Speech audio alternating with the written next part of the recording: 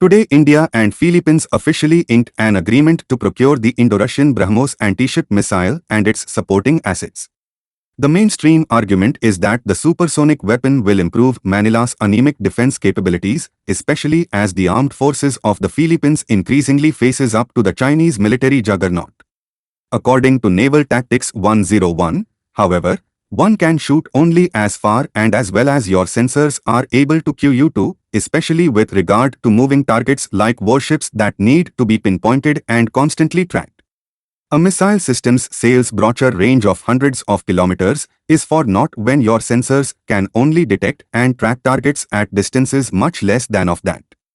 This is exactly the issue that Manila will face, as the BrahMos launcher's own radar can only provide coverage merely dozens of kilometers out because of the Earth's curvature.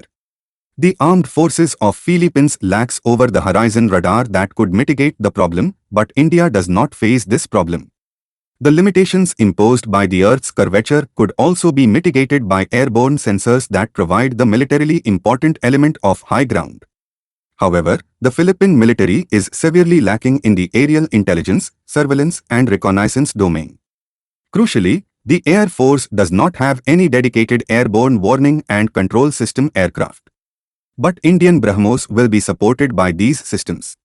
And even if Manila were to have credible aerial intelligence, surveillance and reconnaissance platforms on paper, integrating them with other systems like the BrahMos is another issue together, bearing in mind that the Philippines is also lacking in the command and control, communications and computers department that would be so crucial in enabling network-centric warfare.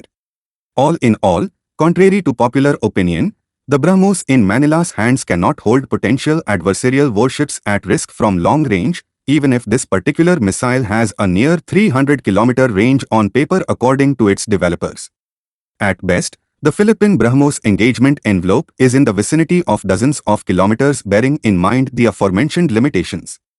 Retired Philippine General Adalberto Adan is therefore right on point when he stresses the need for eyes and ears for a missile system like the BrahMos, adding that the latter has to be integrated with a surveillance and intelligence capability for the simple reason that what you cannot see or what you cannot detect, you cannot engage.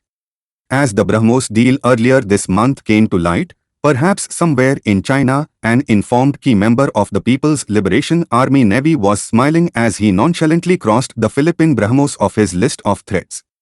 However, missiIe, with its Chinese installations, is less than 220 kilometers away from the Philippine shoreline, and it could be accurately targeted as it is a land target whose location is fixed, obviating the need for sensors that are able to detect and track mobile targets beyond the horizon.